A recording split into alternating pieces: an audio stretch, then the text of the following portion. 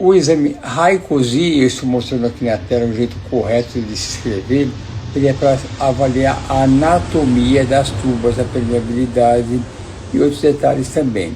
Inclusive o exame FERT-Scan, que é um outro avanço que em um único exame nós fazemos uma avaliação da anatomia, endometriose, contagem de folículos, adenomiose, em um único exame.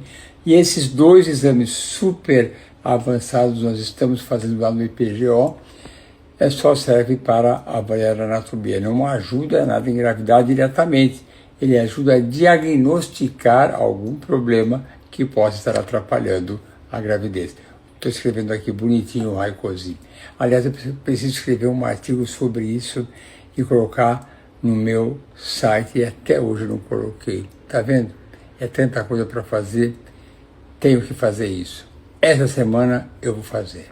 Portanto, para finalizar, uma pessoa que quer doar o seu sêmen tem um limite de idade, tem que fazer todos os exames, tem regras básicas e só tem que ser em instituições consagradas e aprovadas pela vigilância sanitária, que seja totalmente em ordem, com sigilo, com toda a documentação que garanta a saúde desse sêmen. Então, quem quer doar, procure um banco de sêmen e faça esse ato generoso, porque aqui no Brasil o doador não recebe nada de dinheiro. Nos Estados Unidos pode, os universitários podem, ou quem for jovem pode doar, eles pagam um valor por aquele gesto de doar o sêmen. Aqui não pode. Então tudo é doação por pura generosidade, mas tem que seguir todas as regras e os exames que garantam a saúde total desses. Olha só essa pergunta que eu recebi. Eu estou doando meu sêmen para casal. Quem estiver interessado é só me procurar. Não pode, não existe isso. Não. Você pode doar seu sêmen para um banco de sêmen, onde você vai passar por toda a triagem, vai fazer todos os exames e vai ter que repetir depois de alguns meses para dar a garantia máxima para aquele casal que vai receber aquele sêmen, que é o seu sêmen. Ela tem a certeza que ele é totalmente saudável, você não transporta nenhuma doença infecciosa nem genética. Então, para que saiba, não existe isso, não existe. Vou doar para aquele casal, isso não tem nada a ver com a minha proposta aqui, mas achei interessante a sua proposta, queria ajudar os casais. Então, eu recomendo muito que você procure um banco de sêmen e faça essa generosidade, mas vai ter que cumprir com todos os exames fundamentais. E aqui, mais uma vez, para orientar todos aqueles que querem saber mais detalhes sobre a importância da fragmentação do DNA do sêmen aumentada, eu vou colocar aqui, já estou colocando esse artigo, estou colocando aqui, que eu escrevi exatamente sobre a fragmentação do DNA do sêmen, mostrando a sua importância e as implicações. Não é só a falha de gravidez, é abortos que têm uma chance maior, alterações cromossômicas, também até eclâmpsia da mulher, se tiver uma fragmentação do sêmen muito aumentada. Estou colocando aqui, vocês estão vendo o link para esse artigo que eu escrevi sobre a fragmentação do DNA do sêmen e sua importância na fertilidade. Não existe tratamento clínico. Alguns recomendam a hidrotubagem, eu acho que não adianta nada. Hidrotubagem é você insuflar por baixo na vagina, entrando pelo útero, um soro que vai penetrando na tuba, que vai abrindo totalmente a tuba. Não adianta nada. Eu acho que foi uma coisinha pequena. Se for enovelado, tiver aderência, não vai adiantar. Eu não faço e não recomendo. Tem gente que gosta, viu? Mas eu não faço. Eu vou direto para a cirurgia, já vejo se tem endometriose, tem algum outro problema. E aí é uma coisa mais do jogo da verdade. Dá para aproveitar ou não? A hidrotubagem eu não faço. Para falar a verdade, ninguém fala desse assunto no mundo afora, que eu vejo sempre para congresso, para tudo quanto é lugar, ninguém fala em hidrotubagem. É uma coisa, do ponto de vista de medicina reprodutiva, ninguém faz. Estarei esperando você de braços abertos. E quanto tempo os óvulos podem ficar congelados? Por tempo indeterminado. 10 anos, 15 anos, 20 anos, não tem limite, tá bom? E eu gosto de dizer uma frase que é muito simbólica. Eu sempre quero que as pessoas congelem os óvulos para nunca utilizá-los. Significa que congelar é uma maneira de você guardar para eventualidades. Mas eu torço que você engravide naturalmente, que é maravilhoso. Mas se não der, você vai ter óvulos que poderão ser fertilizados em qualquer fase da sua vida até os 55 anos, né? É o meu limite máximo de fazer a fertilização para engravidar. Então, guarde seus óvulos, faça isso e estarei de braços abertos te esperando. Claro que você deve tentar seu filho, você não tem nenhum filho. Eu considero que ter um filho é algo planejado que as pacientes não percebem, mas um dia vai sentir muita falta. Se você me perguntar que se aos 45 anos você consegue ter embriões de qualidade, eu posso dizer que não é nada fácil, vai depender um pouco da sua reserva. Mas no seu caso, a recomendação é fertilização, fazer uma biópsia para análise genética do embrião, porque o índice de alterações do embrião, as aneuploidias que podem fazer nascer crianças alteradas, com o cariótipo alterado, é muito grande. Então, você deve engravidar, fertilização e biópsia embrionária, e se não for possível com seus próprios óvulos, faça com óvulos de doadora, porque a maternidade é a coisa mais linda do mundo, como comentei na minha resposta anterior. Não perca essa oportunidade, porque é muito linda, você merece. Portanto, tudo na vida depende muito do seu significado. E quando eu falei dessa mãe, quando sua filha estava para congelar óvulo, não tinha nem mais óvulo nenhum, eu coletei os óvulos e não teve nenhum. E tinha só um folículo também, porque era muito ruim o ovário dela, praticamente uma pré-menopausa. E quando eu fui coletar a segunda vez, e teve um único óvulo, a mãe festejou com tanta alegria. Aí você vê que o significado, aquele único óvulo, foi uma alegria imensa. Alguém falaria, mas vale a pena congelar um para aquela paciente, para aquela mãe, para aquela paciente? Tinha um tremendo significado. Era uma esperança de gerar um filho diretamente com o DNA familiar. Muito significado. E eu me emociono com essas coisas. Eu acho o máximo. Sentimento de mãe, para mim, é o máximo. Esse é um comentário maravilhoso, pelo significado diferente de outros pacientes que me agradecem. Nesse caso, é a avó do bebê que vai nascer. E ela fala, graças a Deus e ao Senhor, meu netinho está a caminho, gratidão eterna. Eu fico muito angustiado porque eu entendo o que sente uma mãe vendo que o filho ou a filha tem dificuldade de ter uma criança. E dentro da rotina de todo ser humano, já começa a evolução, casar, ter seus filhos, e depois seus filhos crescerem e terem seus netos também. Faz parte da evolução. E uma mãe, quando vê que aquele neto não vem e vê a frustração do seu filho, da sua filha, ele ia ficar muito acabada. Então, eu me emociono porque eu já presenciei situações da angústia de uma mãe que a sua filha solteira não conseguia nem óvulo para congelar, era filha única. O meu sofrimento foi muito maior quando eu senti a mãe falando daquela maneira sensível. Não agradeça por nada, nada, nada, é a nossa felicidade, como eu sempre falo. Mas a grande alegria é eu imaginar como vocês devem estar se sentindo feliz ali no céu, no paraíso, tamanha felicidade, grávida de 14 semanas, inclusive a gravidez entre 14 semanas e 25, 26 semanas é o melhor período, porque você não está mais com aquele enjoo, desconforto inicial da gravidez e nem o desconforto na fase final, quando tiver o útero bastante grande, volumoso, dificultando a digestão, dando falta de ar, coisas normais da gravidez. Então é uma fase muito boa e é muito bom ver você feliz. Eu é que tenho que agradecer esse privilégio de poder fazer algo para você e para o seu marido, para vocês construírem a sua família. Adoro esse privilégio. Se o lipofundin tem algum benefício para quem não é Quira A, isso é, você é Quira B ou Quira BB, por esse motivo não. O lipofundin ou intralípide é um imunomodulador. Ele não causa mal nenhum se for utilizado sem necessidade, mas eu particularmente só uso quando tem alguma recomendação, como por exemplo uma alteração do equilíbrio da célula NK, algum outro fator imunológico eu uso. Mas se vai prejudicar, nesse caso, se você for um KIR-BB ou KIR-AB, não. É um imunomodulador, pode não ter utilidade nenhuma, talvez não tenha, mas mal não vai fazer. Então, pode usar. Essa é a minha opinião. Depende muito do seu médico que ele vai achar. Se não tiver uma indicação, não precisa. mas tem algumas vezes que a paciente quer, e às vezes nas minhas pacientes eu sinto que seria uma boa usar o Lipofundi. Aí eu recomendo.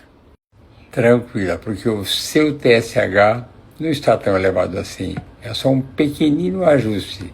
Pode ficar super tranquila, sem dúvida nenhuma. Essa pergunta é muito interessante. Já vi um médico falar assim, não, a adenomiose leve atrapalha pouco. Eu sempre falo atrapalha pouco, mas atrapalha. Quando você fez todo aquele investimento emocional, expectativa, custo financeiro, deslocamento, se dedicou tanto, e depois você fala, por que não tratei aquela pequena adenomiose que poderia ter dado certo se tratasse? É esse pequeno detalhe que pode fazer a diferença. Portanto, eu trato a adenomiose leve e não atrapalha porque eu trato antes, pelo menos 2 meses, dependendo do grau de infiltração, eu vejo melhor o significado e os sintomas da adenomiose naquela paciente. Essa é uma pergunta bem interessante, porque eu sempre me preocupo com a realidade de cada paciente. Você morando longe, você tem que vir para São Paulo e, de preferência, de uma vez só, fazer todo o tratamento. Não é nada fácil, porque é necessário vários detalhes para se garantir a máxima chance de sucesso. Para fazer uma transferência a preço que você quer, é possível fazer, mas vai depender do número de óvulos que você conseguiu, a sua dosagem de progesterona, a qualidade do seu embrião. Se você não tem outros fatores como a adenomiose, por exemplo, uma alteração da microbiota, ou qualquer outro problema como a endometrite, o detalhe é ter certeza que tudo já foi pesquisado e você não tem nenhum problema. Aí eu faço a preço. Se é possível, sim, desde que todos os exames e o seu útero esteja em perfeitas condições.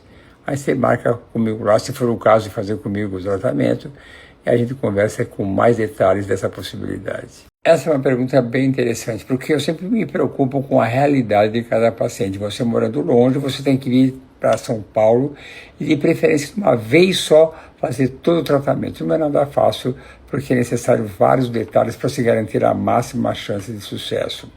Para fazer uma transferência a preço que você quer, é possível fazer, mas vai depender do número de óvulos que você conseguiu, a sua dosagem de progesterona, a qualidade do seu embrião. Se você não tem outros fatores como a adenomiose, por exemplo, uma alteração da microbiota, ou qualquer outro problema como a endometrite, o detalhe é ter certeza que tudo já foi pesquisado e você não tem nenhum problema. Aí eu faço a preço. Se é possível, sim, desde que todos os exames e o seu útero esteja em perfeitas condições. Aí você marca comigo lá, se for o caso de fazer comigo o tratamento, e a gente conversa com mais detalhes dessa possibilidade. Quer saber como preparo uma receptora de óvulos que vai receber um óvulo doado? O meu foco nesse caso são 2. O marido dela, para saber se ele está perfeitamente saudável, tem um bom espermograma, se fez a fragmentação do DNA, se ele fez seu cariótipo, porque é esse que vai fertilizar o óvulo da doadora, que foi amplamente estudada. E a receptora tem que fazer todos os exames sobre falhas de implantação.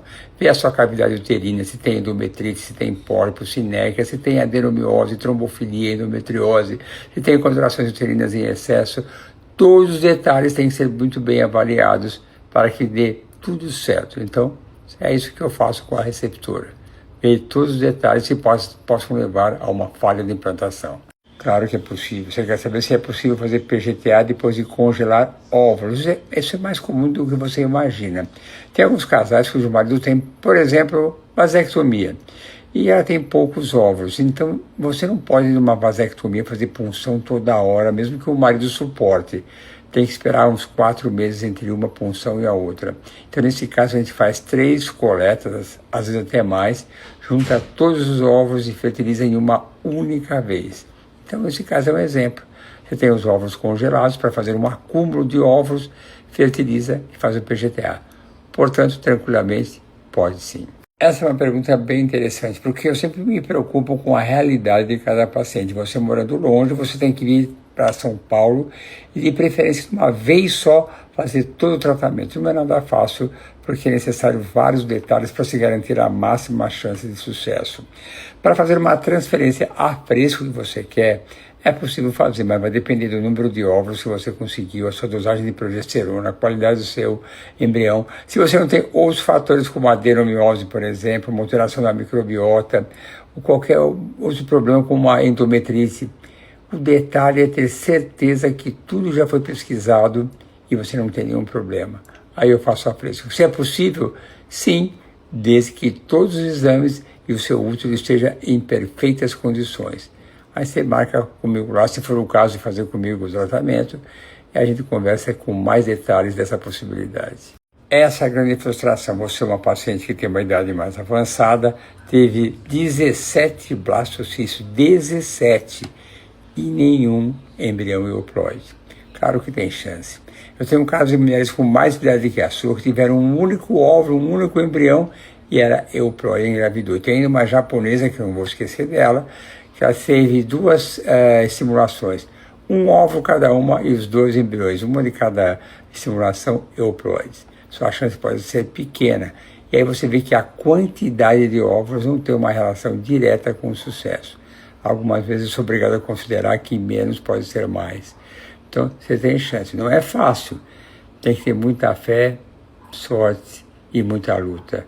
Uma boa estimulação, uma boa suplementação, e aí ter fé que tudo vai dar certo. Então, pode dar certo ainda, mas não é fácil, nem um pouco. O risco de uma gestação de uma mulher 40 a mais não tem uma relação direta com o óvulo ser doado ou não. Tem uma relação própria com a idade da mãe. Porque uma mulher com mais de 40 anos tem uma incidência maior de diabetes gestacional, hipertensão arterial, eclâmpsia. É esse o fator. Quando algumas pessoas falam que tem uma complicação maior, é porque a grande maioria das mulheres receptoras são 40 a mais, algumas até 50 a mais. Mas um pré-natal bem cuidado, com profissionais que têm uma pegada em alto risco, fazendo ultrassom toda a consulta, vendo o colo do útero, tendo uma boa alimentação, o risco é mini pequenininho. Estamos acostumados em PJ a fazer partos de mulheres receptoras com 50 a mais e sem complicação nenhuma maior. Esse é o detalhe da complicação da ovorecepção. Eu acho que não ficou claro. Eu quis dizer que se for fazer o DNA da criança que nasceu de uma mãe que foi a receptora, esse DNA dessa criança que vai nascer não vai ser igual o DNA da sua mãe que foi a receptora, porque o óvulo não tem o DNA da receptora e sim da doadora anônima. Ficou claro, né? Mas se a pergunta tinha esse objetivo, evidentemente era saber do DNA da criança de uma ovodoação, não tem nenhuma relação com a receptora, mas a epigenética é linda e maravilhosa. Essa pergunta é sobre ovodoação e ovorecepção. Você fez uma maneira meio tortuosa de perguntar se a receptora que vai ter um filho com óvulo de uma doadora, se o DNA daquela criança que vai nascer é o DNA da receptora. Não, não é. O DNA com certeza vai ser da doadora. Não confunda com a epigenética. Epigenética é a capacidade da receptora expressar os genes dela no bebezinho que vai nascer e ter uma semelhança maior ainda prevista pela aparência da doadora compatível com a receptora. Então, se for fazer um exame do DNA da receptora, sim, o DNA não vai ser o da mãe receptora, vai ser do óvulo, que sempre é alguém que é anônimo, que ninguém sabe quem que é, porque é assim que nós fazemos, tá bom? Aqui nós temos 2 tipos de embriões, o 4A, que nós chamamos de top quality, maravilhoso, e o 4CC, que nem tanto. Eu diria para você que o 4A tem uma chance de 70%, dependendo de outros detalhes que não conheço. O 4CC tem sua chance, mas cai para 30%, 25%, tem mais chance. Eu sempre, quando eu comento sobre chance, que 90% não é 100, 5% não é 0, tem chance. E às vezes de 70% não implanta, e aquele que é de 20 e 30 implanta. Tenha fé, mas o de 4A tem uma chance bem maior. É assim que demonstra a morfologia dos seus embriões. E para concluir, avaliando direitinho todos os detalhes, a sua chance é excelente, você vai engravidar e vai ganhar seu bebê. Fique tranquilo que tudo vai dar certo. Vai, certeza absoluta. MAV, para quem não sabe, significa malformação arteriovenosa que pode acontecer devido a algum trauma uterino. Não é culpa do médico, de ninguém, mas pode acontecer. E pode levar a hemorragias e deve ser tratada. Geralmente é tratada pela radiologia intervencionista. Pode ser embolização ou outra técnica qualquer muito específica. Normalmente, quando é para o MAV, não leva a grandes problemas, não. Claro que a embolização tem um outro lado de causar uma espécie de necrose, porque diminui a circulação e poderia prejudicar a sua reserva ovariana, só isso. Mas eu acho que não, por ser feito por radiologistas muito especializados, intervencionistas, pelo que eu entendo, da maneira que eu vejo e pela maneira que eu indico também, não tem maiores complicações, não. Faz a radiologia intervencionista e o seu MAV fica totalmente resolvido sem nenhum outro tipo de problema. Mas uma avaliação mais detalhada, ver a carga. Eu não posso, por motivos éticos, dando receitas detalhadas para os pacientes, porque eu não posso fazer isso de maneira para todo mundo que for me ouvir e achar que pode ser o mais indicado para ela. Eu posso dar uma faixa aqui do NMN, que é a nicotinamida mononucleotídeo, de 300 a 600 mg por dia. O NAC por dia vai de 1.200, 1.600 por dia, variando de pessoa para pessoa. E o coenzima Q10, dependendo de qual coenzima você vai utilizar, eu gosto da cava Q10, que é a hidrolisada, que usa ao redor de 200 a 400 mg por dia. Mas isso tem que ser muito bem acompanhado pelo seu médico. Não pode ser desse jeito, não. Isso está errado. Por isso eu tenho uma faixa que poderia ser bom para você. Mas isso não é uma receita, tem que falar com o seu médico. Já vou aproveitar e colocar aqui esse link de um artigo que eu escrevi do uso da metformina e do glifage, tanto para a adenomiose como para a endometriose também. Mas o glifage não deve ser usado sozinho, isolado, deve estar sempre associado a outros medicamentos para ter um efeito máximo no tratamento da adenomiose e da endometriose. Sozinho é muito pouco, mas associado a outros medicamentos eu acho excelente. Está aqui o link que vocês estão vendo, onde eu escrevi a indicação do glifage ou da metformina para adenomiose e para endometriose. Eu acho muito interessante e gosto e uso bastante, viu? Adorei essa sua pergunta, altíssimo nível. Isso eu falo porque o glifage é normalmente indicado para quem tem diabetes ou quem tem uma resistência à insulina aumentada, mas também pode ser recomendada para quem tem adenomiose. Porque além desse efeito que tem de favorecer esses pacientes que têm diabetes ou resistência à insulina aumentada, o glifage ou a metformina também tem um poder antiproliferativo e anti-inflamatório também, e pode ajudar a maximizar os resultados associado a outros medicamentos também. E é muito bom, ajuda bastante. Essa glifage e a metformina têm indicações paralelas muito interessantes, além dessas habituais. Mas a sua indicação é muito interessante. Agora, a dose, eu não posso falar aqui. Eu posso dizer que é de 500 a 750 por cada refeição, 2 vezes ao dia. Mas tem que falar com o médico que estiver acompanhando